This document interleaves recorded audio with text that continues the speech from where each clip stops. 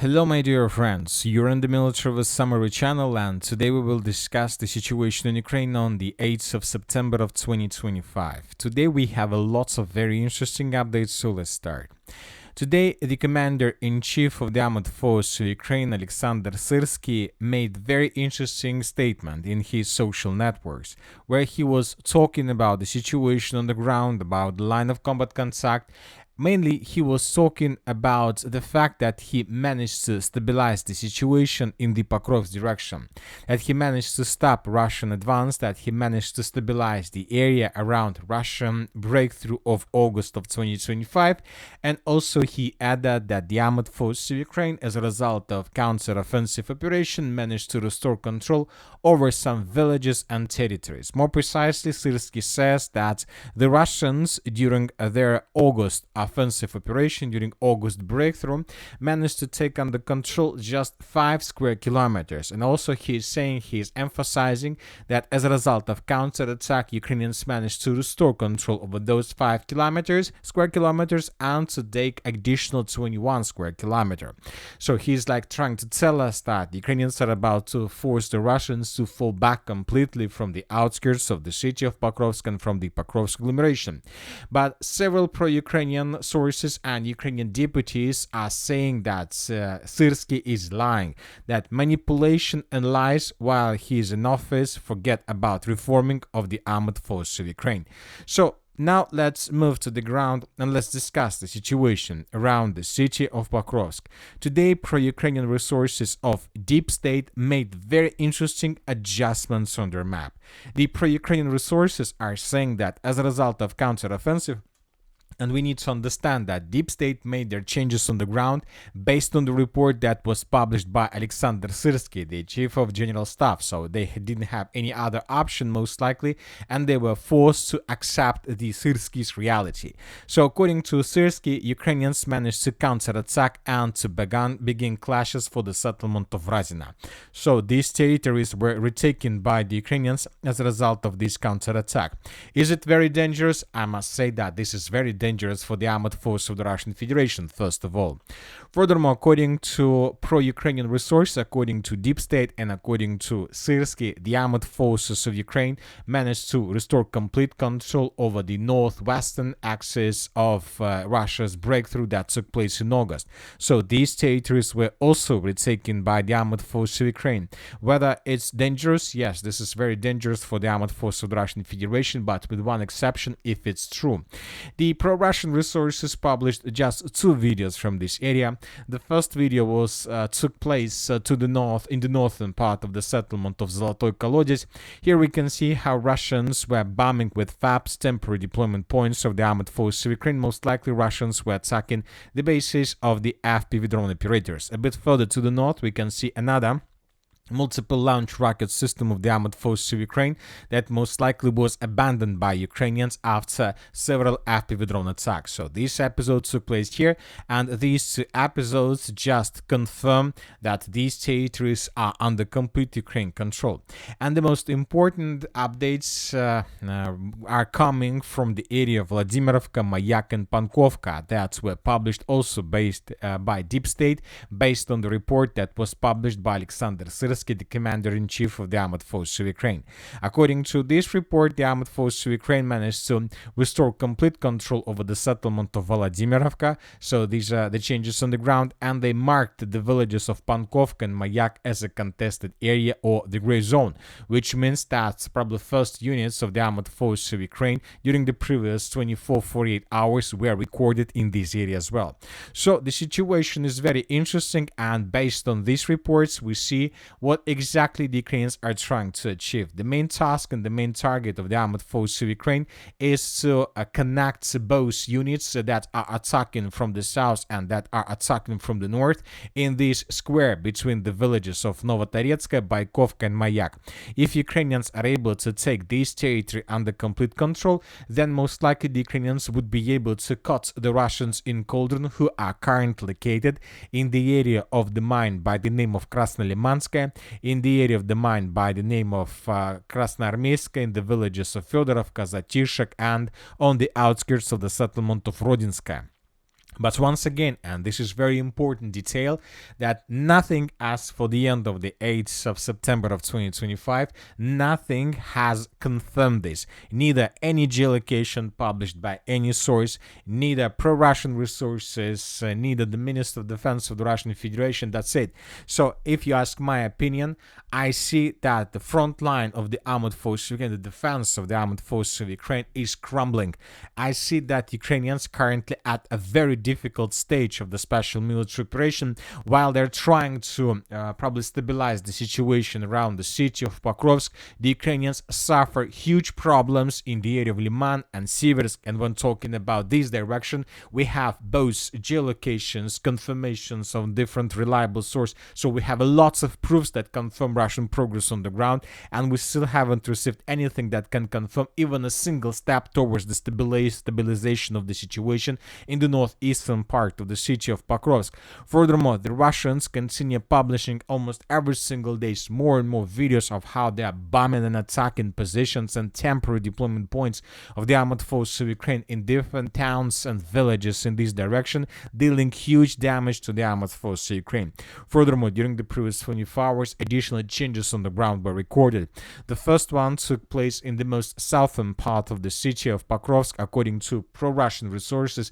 As a result of offensive operation, the armed forces of the Russian Federation managed to improve their positions by taking under control additional trenches, fortifications, and just buildings in the most southern part of the city. Furthermore, we have video published from the most southeastern part of the Pokrovsk agglomeration in the vicinity of the city by the name of Mirnograd.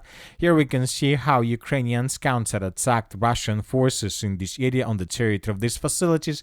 So Ukrainians entered these buildings that were ruined and began attacking Russian soldiers that decided to withdraw their positions towards this tree line. So this video confirms that this territory is under complete control of Russian forces. So their situation remains tense in this area, and maybe even Ukrainians probably are trying to stabilize, and they're stabilizing the situation in this area, but everybody understand that they do this probably suffering huge losses, problems, and with the stabilization of the situation around the city of Pokrovsk, most likely the Ukrainians will be forced to sacrifice with different other directions, like let's say the Liman direction, Siversk direction, or the Kupiansk direction, or something like this. Now let's move further and let's continue with the Zaporizhzhia direction. Very interesting details are coming from this area. The Russians continue their offensive operation, and after first attempts to attack the city of Zarichne, when the Russians suffered huge losses, they managed to collect lots of updates, lots of information, first of all, regarding positions, regarding edge positions of the armed forces of Ukraine, and regarding positions of Ukrainian FPV drone crews. For example, this village of Novodanilovka was attacked by the Russians with multiple launch rocket systems during the previous 24 hours. In this video, we can see how Russians were attacking the village of Novodanilovka with multiple launch rocket systems. It seems that the Russians are going to resume or to repeat their attempt to answer the village from the south. Furthermore, the Russians attacked several vehicles of the armed forces of Ukraine that were moving between the cities of Zarichne and Mala-Takhmachka. In this video, we can see how Ukrainians were trying to escape the area, but they were destroyed with FPV drones, which means that the village of Mala-Takhmachka is already cut from the city of Zarichne. In the northwestern part of the settlement, we can see several explosions.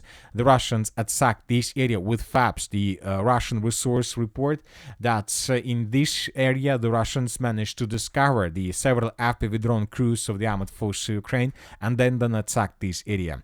So the Russians continue preparation in this direction. It seems that after several weeks of this heavy pressure, the Russians will resume or repeat their attempts to get as close as possible to the city of Zarichne. As for the eastern Zaporizhzhia direction, the most important thing is that the Russians managed to establish complete FPV drone control over the railways that go from the city of Dnipro and Zaporizhzhia towards this direction. The Ukrainian sources reported that the Russians attacked several trains, locomotive by FPV drones, and this is very deep inside of the territory of Ukraine, and the distance, let's say, between this railway station of the settlement of Chaplina and and positions of the armored force of the Russian Federation, let's say in the area of the settlement of Novoselovka, is around 30 kilometers, which is obviously very big distance. And this is another episode how Russians intensified and improved their technologies of FPV drones. They have possibilities to fly very deep inside of the territory of Ukraine and to ruin or at least damage Ukrainian logistics. As for the situation on the ground, during the previous 24 hours, additional changes were recorded. Pro-Russian resources reported that currently there are very heavy clashes for the settlement of Savnovka. Telling the truth, we expected that the village of Savnovka would be taken by the Russians by the morning of the 8th of September of 2025, and this information would be confirmed either by the Minister of Defense of the Russian Federation or by affiliations of the Group of Forces East, but nobody confirmed, so most likely tomorrow or the day after tomorrow, the Minister of Defense will confirm control over the villages of Sosnovka and Ternova, and then the Russians will begin offensive operation towards the settlement by the name of Berezova. As of now, the Russians are hunting and attacking Ukrainian vehicles, Ukrainian soldiers and crews of sabotage and reconnaissance group with a significant number of drones. So we can see that Ukrainians still haven't managed to stabilize the situation, and they're falling back towards the cities of Pokrovsk and Gulyapole and towards the road R85. Now let's move further and let's discuss the situation probably in the most important direction of the previous 24 hours, the Sloviansk direction, or the Siversk direction, or the Liman direction. During the previous 24 hours, the biggest number of icons were recorded exactly in this area. The Russians are advancing from many directions, trying to improve their positions. The Ukrainians don't have enough of forces. They have very big shortage and very huge gap between forces they have and forces that are required. So that is why the situation allows the Russians to improve their positions almost every single day. The Ukrainians are trying to stabilize the situation by bringing additional artillery systems to the line of combat contact, but the area between the city of Liman, the city of Siversk, and the city of Sloviansk is under complete control of Rubicon Special Group. And for example, in this video we can see how Russians discovered another artillery position of the armored forces of Ukraine, and then the Russians destroyed this area, destroyed this system with FPV drone. And here we can see the same story. The distance between this position where the artillery system was destroyed and edge Russian positions in the Liman direction is around 26 kilometers. The same story if we try to calculate the distance between the same position and let's say the city of Solidar, the same 30 kilometers. So as we can see, the Russians once again managed to improve their technology significantly. We see that Ukrainians are still very far from this.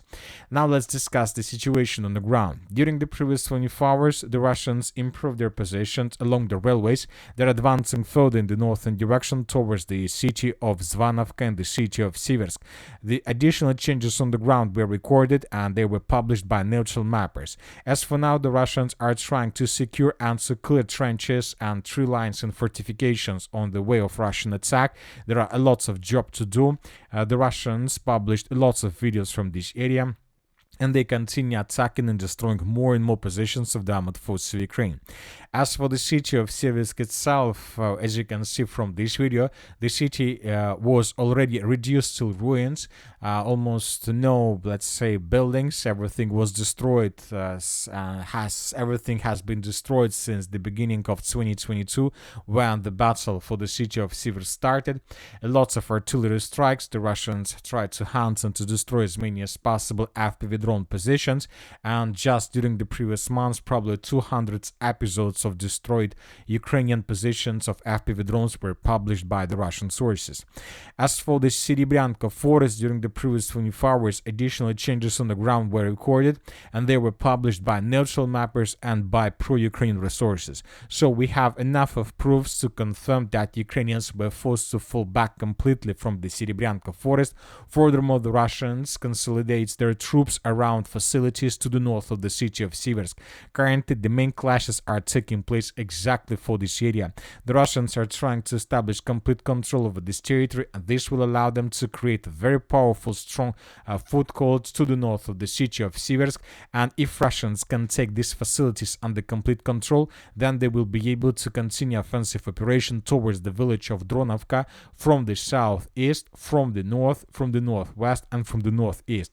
By taking under complete control these territories, the Russians will be able to continue offensive operation in the direction of the city of Siversk from behind, and nothing will help Ukrainian contingent on the territory of the city let's say from this attack. Ukrainians will not be able to use FPV drones, artillery systems, because Ukrainians would be forced to redeploy their units much further in the western direction towards more reliable positions, and they will lose control, and they will lose protection of the city of Siversk from the sky. As for the Liman direction, during the previous 24 hours, a lot of changes on the ground were recorded, as you can see. The most important video is coming from the settlement of Zarichne. Here we can see how Russians raised flags in 3 points. Based on this video, most of the mappers adjusted their maps in this area. The Ukrainians were forced to fall back, and furthermore, during the day we got another update, this time published by pro-Russian resource. According to this update, the Russians secured the northern and the northwestern part of the village, and the Russians secured the southwestern part, which means that Ukrainians most likely lost the monolith of their defense in this area, and most likely Ukrainians, as a result of these updates, most likely Ukrainians during the upcoming hours would be forced to fall back completely from the settlement of Zarichne. And if Ukrainians abandon their positions on the territory of Zarichne, the Russians will have, from this very moment, the Russians will have almost no barriers to continue offensive operation further in the direction of the city of Liman itself. But most likely the Russians will move in the direction of the city of Liman through the forest. This will allow the Russians to stay secured and invisible for Ukrainian FPV drones. During the previous years, the Ukrainians, as you can see, managed to create some dense network of the fortifications, but most likely this network of fortifications will not stop the Russians during their offensive operation. The Russians will try to cut the road between the city of Liman, Yampol, and Siversk from the northeastern direction, and then they will try to handle with every single direction separately. Furthermore, the Russians are about to finish the battle for the settlement of Shandrigolova. During the previous 24 hours, several pro-Russian resources reported about additional changes on the ground. The Russians, as you can see, secured completely the northeastern part of the village. The Russians secured completely the southern and the southeastern part as well. The Ukrainians were blocked along the river of Nitrius, and due to this configuration, most likely during the upcoming night, they will also try to retreat from this area, and they will try to establish and to stabilize the situation on the Ukrainian side of the river of Nitrius, with the purpose not to allow the Russians to continue offensive operation further in the direction of the city of Izum. You know that the special military operation has been changed significantly. When we were talking about 2022 and 2023, and when we were talking about any forest in any place of the area of the special military operation, any forest was like a curse for the Russians, because the Russians always suffered huge problems while they were moving on the territory of the force or defending, because Ukrainians carry out lots of very successful special operations there. But 2025 shows us that any forest is probably the best position for any troopers, because forest first of all protects you from FPV drones and different types of weapons that can fly. So that is why the Russians will try to answer and to develop their offensive operation further among these huge forests almost until the city of Izum, because this will allow them to stay invisible and hidden for Ukrainian forces. As for the city of Kupiansk, during the previous 24 hours, nothing special was recorded. Just several counterattacks were carried out by the Ukrainians in the northwestern part, but those counterattacks were repelled by the Russians, and the Ukrainians suffered huge losses. But anyway, based on the video published by Russian force sources, we have adjusted the map. As for the northern directions, the most important update is coming from the Sumy area. The Russians, according to neutral mappers, as a result of offensive operation, managed to establish complete control over the settlement by the name of Yunakivka. The battle for this territory have lasted for more than 6 months, and now the Russians are about to finish the battle, which means that now they will have additional possibilities to move further, also further in the southern direction, with the purpose to answer this huge Sumy forest, which also can protect Russians from FPV drones. And then using this forest, the Russians will be able to advance further in the direction of the city of Sumy itself. So most likely we're going to see lots of interesting updates from this area as well during the battle, during the major battle for the rest of Donbass.